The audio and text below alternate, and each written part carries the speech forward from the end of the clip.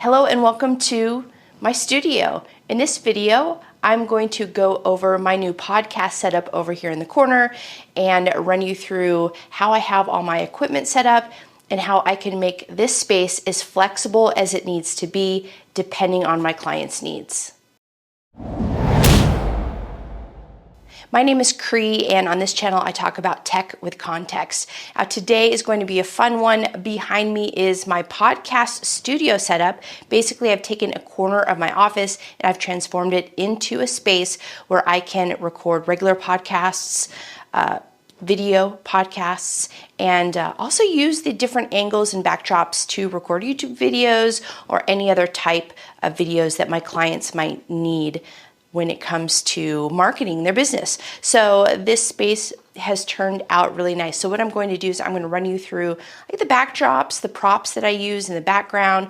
I'll also go over the area where I have my clients sit for the recording of the podcast. We'll go over lighting, audio, and video angles. And then I'm also going to share with you a couple of items that all podcast studios should have, especially if you're shooting video, and we'll take a look at those tips. So let's start off with the background.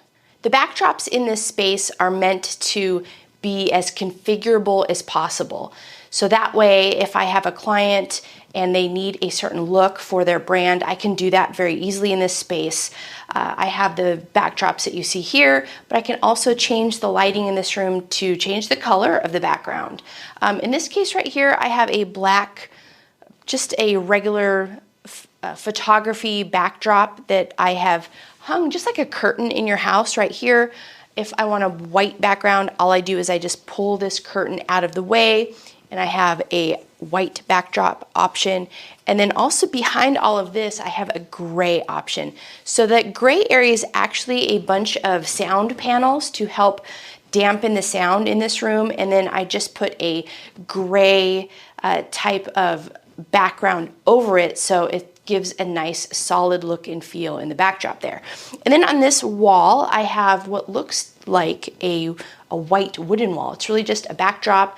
And this is where I can shine different colors on it. Any color you want, I can really change the look and feel of the space depending on whatever my clients need. Now, the big lesson I learned with these backdrops and a space like this in the corner is I had to extend the backdrops out further than what I had originally set up. So in this square space, I had the backdrops kind of end in this space, but I recently just extended them out by about 5 feet each. And what that does is it gives me more angle options when it comes to shooting in this space. As for the table setup, what I've chosen is this round table. I found this to work really well in a corner like this. I can pull my clients out away from the wall to give a little shallow depth of field in whatever angle that I'm looking for. But as you can see, I'm sitting in one person seat. The other person will sit over in that seat. And this just gives a nice, comfortable feel to this space. I found that having a round table, you can either put people right next to each other if you want, or if you want them to have that looking across the table type of feel, then that's what I've opted for in this space. I have the option of using boom arms for the interviews. I also have some tabletop microphones that I'll share with you here in a minute when I go over the audio. But you can see this type of a background. I can have, the different colors behind me.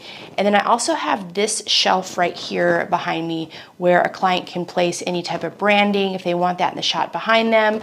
I have lights and other items that go on that shelf if they want to switch them out.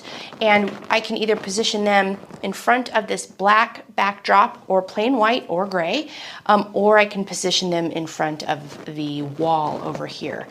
This space gives me just a ton of different camera angle opportunities. I can have this one where you can see both people sitting next to each other, and then I normally place one camera directed right towards the interviewer, and then I'll have another camera positioned over here, and that will be directed towards the interviewee. So this is a great space to capture all the angles that I need when shooting a video podcast. If I'm doing an audio only podcast, this is still just a nice and comfortable space. People can put their drinks, and we can just do an audio only kind of a setup here as well, and it covers all of my podcast options. This might be the favorite part of my setup. So this is what I call my audio cart. I do have some video components on here, but what is great about this cart is it gives me everything I need on a cart with wheels. So I can position this cart here, I can place it over there, I can put this cart wherever I need it to capture audio and video depending on my camera setup. Right here is the Rodecaster Pro 2. I do have the ATEM Mini Pro ISO right here. This is a Ninja 5 or really any monitor once I have all of my cameras plugged in through the ATEM Mini Pro. The big reason for this part of the setup is that I can monitor all video angles during the recording. And then right here with the Rodecaster Pro 2, I always have a set of headphones on here so that I can monitor all audio during the recording. This cart is fantastic. As I mentioned, you can roll it around. The bottom here, I have different types of microphone options. So I've got the Shure SM7B, and then I have some other microphones over here that I can switch colors out just to kind of spice up this space if I want to. And did I mention that this cart is on wheels? It's absolutely the best thing and the newest addition to the setup, and I'm loving how it's working out. I have everything I need right here. Let's talk lighting. So in this space, I want to shine this space up very brightly. I want to remove any shadows. I want my clients and anybody here who's on a video podcast to also be very comfortable. You know, lots of people have never been on a podcast before, and when they walk into this space, even though there's cameras everywhere and there's a microphone right in their face, I want them to feel comfortable so that they can let their guard down a little bit and give us a real conversation.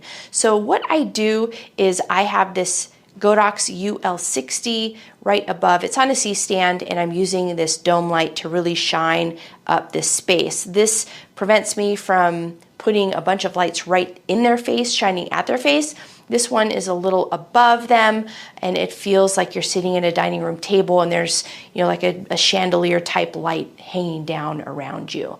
The other thing I have is another Godox UL60 over here, and this is on wheels, so I can wheel this around and place this light wherever I might need it, wherever I'm seeing shadows. I also have an aperture light over here that I can use as a hair light. I can also change the color. This is an LED light, so it can be changed to any color under the sun, so I'll use this light to also change the background lighting if I want to. But really, it's just about finding that comfortable balance between making sure that everybody is lit up nice and brightly and softly, but also making it so that your clients are comfortable when they're coming in here and having a podcast conversation. Now, the reason why I use these Godox lights, and they're only a 60 watt light, which some of you might think that that's not quite enough. It's plenty of brightness for this space, but these lights do not have any fan noise whatsoever. It doesn't matter how high I have the brightness set on these lights. There's no fan noise, and that helps with recording. Now, what I love most about this space is I can set up cameras wherever I need to. So I can get a wide shot, or I can get individual angles and just focus in on each of the people in the interview, so that in post I can switch depending on who's speaking at the time. But really, at the end of the day, if you're setting up a space like this, you want to do it in a way that is so easy on you. It's configurable. Your client is getting that look and feel that they want. So your main job is to make sure that everybody looks good and they sound good. So that should be your focus while everyone's here. So everything else should be set up and ready to go, and you shouldn't be worrying about it. And I do have a couple of extra tips that I want to share with you all today when it comes to setting up a podcast environment like this.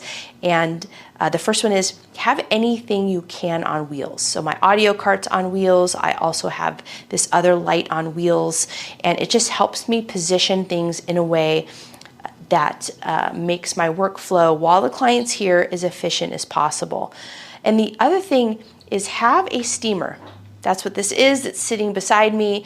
It's a good one. It means that you can put water in here, and if somebody needs to steam their shirt, or if they have different shirt changes while they're here and recording, then they can steam all the wrinkles out of their shirt. And then the other thing is always have a lint roller on hand to go ahead and clear any pet hair or anything that might be on a person's shirt for the shoot, anything that's noticeable. These little touches are really going to make your work stand out from the rest. So this is my podcast setup, my video podcast setup. I also do live streams from here. And again, I can do YouTube videos. I can change the backgrounds, and I can really do any type of setup just by using the corner of my office for all of that. So if you like this video, be sure to subscribe below and give this a nice thumbs up. Thanks as always for tuning in, and I'll see you again in next week's video.